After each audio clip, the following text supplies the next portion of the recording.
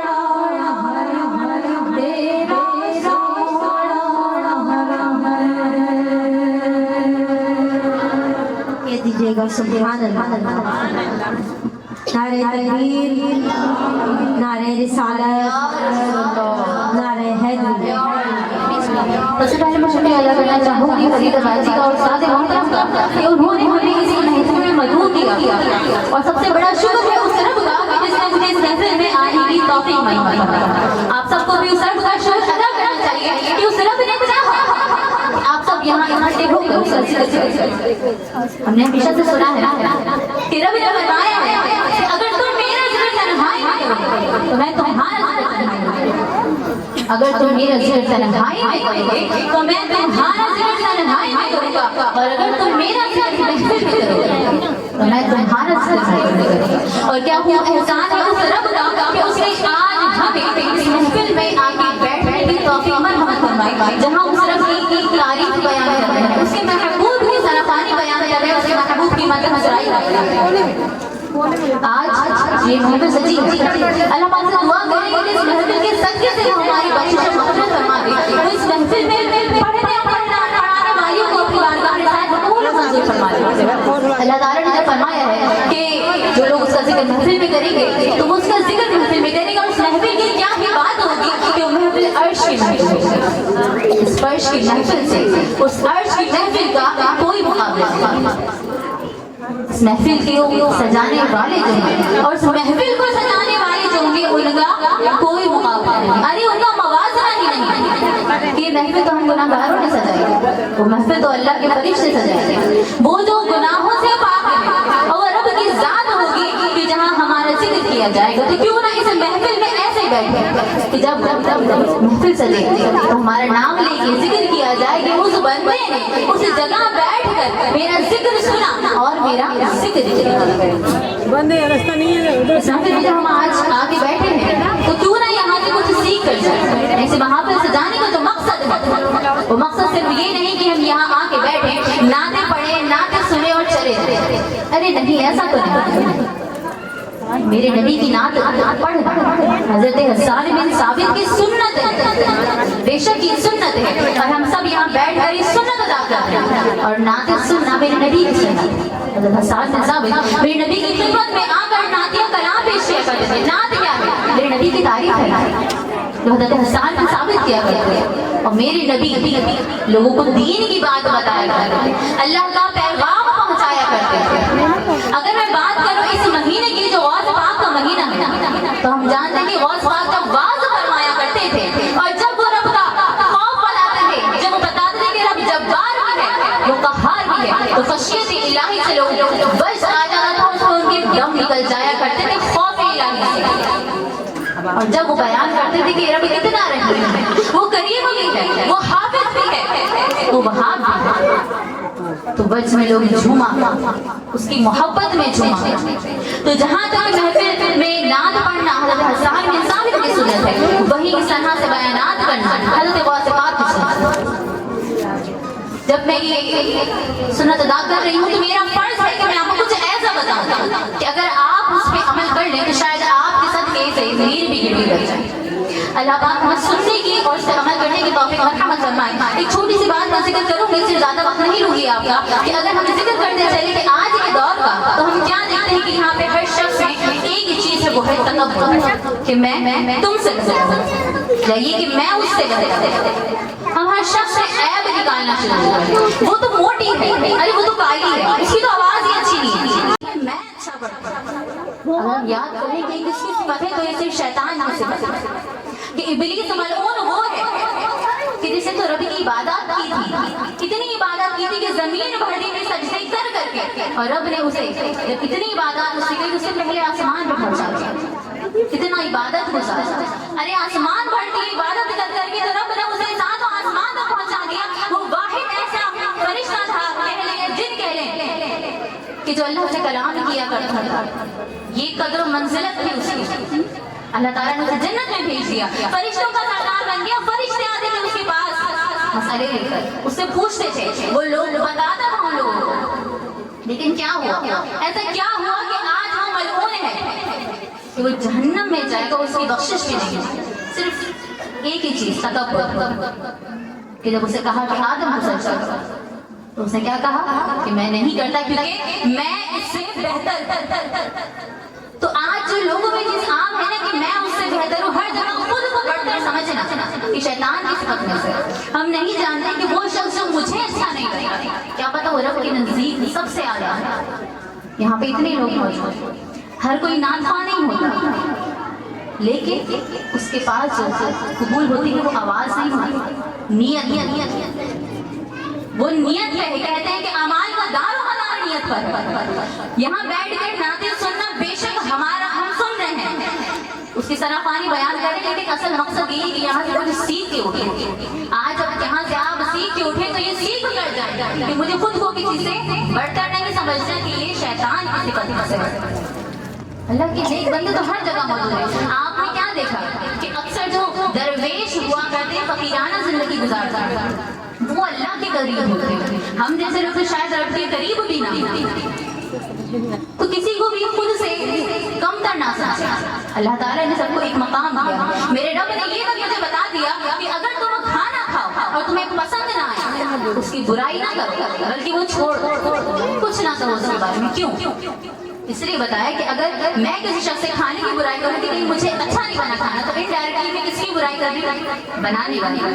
और अगर मैं किसी इंसान में ऐब निकाल रही हूँ तो मैं किसकी बुराई कर रही हूँ? मैं उस रब की बुराई कर रही हूँ, मैं उस रब की तख्लीक में ऐब निकाल रही हूँ। तो क्या मेरी इतनी मजाल है कि वो रब जिसने पूरी कायनात बना दी, जिसने मुझे और आपको बनाया, जिसने अपने महबूब को बनाया, हम उसकी तख्लीक में बुराई निकाल रहे हैं? अरे नहीं, ये नहीं। बात सिर्फ यही है कि समझने की हमें जरूरत है कि हर शख्स वैसा बना है जैसा उसे रब ने बनाया। हर शख्स वैसा बना है जैसा रब ने चाहा। आज आप जिस भी मकाम पर हैं, उस मकाम पर हैं जो रब ने आपको दिया। कुछ भी आपका अपना ज़ात है। छोटी सी बात समझाने की कोशिश की है। अल्लाह पाक से दुआ करूंगी कि आपको ये बात समझ आ जाए, और यहाँ जितने लोग बैठे हैं उनमें से अगर एक भी इस चीज पर تو اس کے صدقے سے ہی ہمارا بیڑا پار ہو جائے گا۔ اللہ تعالیٰ سے دعا کروں گی کہ جو کچھ سنا وہ ہمیں یاد رکھنے کی توفیق مرحمت فرمائے، آمین آمین بجاہ نبی امین وما علینا الا البلاغ۔ سبحان اللہ، یہ تھی رابعہ اور بہت خوبصورت بیان کرا۔ اللہ پاک ہمیں اس پہ عمل کرنے کی توفیق عطا فرمائے، کیونکہ محفل ذکر کی فضیلت اللہ تعالیٰ فرماتا ہے جب میرا بندہ میرا ذکر کرتا ہے تو میں اس کے ساتھ ہوتا ہوں، اور اگر میرا ذکر اپنے اندر کرتا ہے تو میں اس کا ذکر اپنے اندر کرتا ہوں، اور اگر وہ میرا ذکر کسی محفل میں کرتا ہے تو میں اس کا ذکر ان کی محفل سے بہتر محفل میں کرتا ہوں۔ کہیے سبحان اللہ۔ اور اس محفل پر کرم ہی کرم ہے، آسمان سے لے کر زمین تک۔ یہ کرم صرف اس گھر پر، اس محلے پر نہیں، جتنے بھی گھر ہیں اس پر کرم ہی کرم ہے، کیونکہ فرشتوں نے اس گھروں کو، ان گلیوں کو چاروں طرف سے گھیرا ہوا ہے، اور وہ جسے چاہتا ہے ہم بروں کو بھی اپنے محفل میں بلا لیتا ہے، اور ہم لوگوں سے محفل سجا لیتا ہے، کیونکہ محبوب کے نام کے لیے، اپنے محبوب بندوں کے ذکر کے لیے منتخب کر لیتا ہے۔ تو اس محفل میں رب کا کرم بھی ہے اور رحمتوں کی بارش بھی ہے، اور فرشتے بھی اس محفل میں شامل ہیں۔ تو سب مل کے درود پاک پڑھ لیجیے گا، اور ایک بار درود پاک پڑھنے سے 10 نیکیاں لکھی جاتی ہیں، 10 گناہ مٹا دیے جاتے ہیں۔ اور ہم اور آپ کیا درود پڑھیں گے؟ اللہ تعالیٰ اپنے فرشتوں کے ساتھ اپنے محبوب پر خود درود پڑھ رہا ہے۔ ان اللہ و ملائکتہ یصلون علی النبی یا ایھا الذین آمنوا صلوا علیہ وسلموا تسلیما۔ بے شک اللہ اور اس کے فرشتے درود بھیجتے ہیں رسول پر۔ اے ایمان والو، تم بھی درود پڑھا کرو۔ اس آیت میں یہ نہیں بتایا کہ تم درود پڑھو، اس آیت میں صرف اتنا سمجھایا گیا ہے کہ وہ رب اپنے فرشتوں کے ساتھ اپنے محبوب پر درود پڑھ رہا ہے۔ اے ایمان والو، اگر اپنی بھلائی اور خیر چاہتے ہو تو تم لوگ بھی وہی کام کرو جو رب تعالیٰ خود کر رہا ہے۔ اللہ پاک ہمیں اس محفل سے جب اٹھے تو ہم لوگ اسی طرح کے ہو جائیں، واقعی تکبر اور گھمنڈ سب کا ختم ہو جائے، کیونکہ جانا تو سب کو اسی زمین کے اندر ہے۔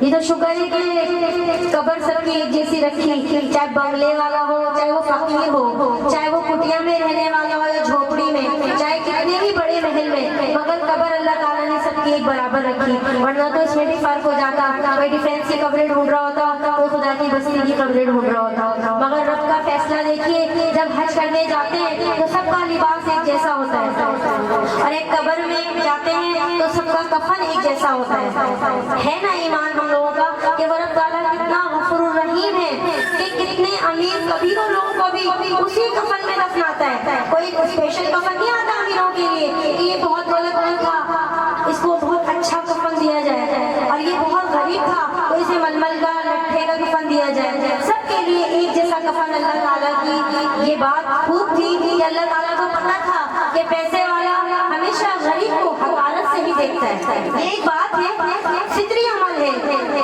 جو اس طرح کرتے ہیں۔ اللہ رب العزت سے دعا ہے کہ اللہ پاک ہمیں نیکی کی ہدایت دے، اور اپنے آپ کو اتنا خاکسار بنا دو کہ واقعی ہم زمین میں ہی جائیں گے اور ہم زمین میں ہی جانا ہے۔ تو اللہ پاک ہمیں اس محفل میں اٹھنے سے پہلے ہم لوگوں کے ایمان کو پھر تازہ کر دے، اور ہم غریبوں کے ساتھ، اور ہم خود بہت بڑے غریب ہیں، ہم کیا غریبوں کے ساتھ بھلا کریں گے؟ اللہ جس کو چاہتا ہے اسی کو نوازتا ہے، کیونکہ اللہ نے عزتوں سے نواز رکھا ہے، اور میرے محبوب نے ہم سب کو سنبھال رکھا ہے۔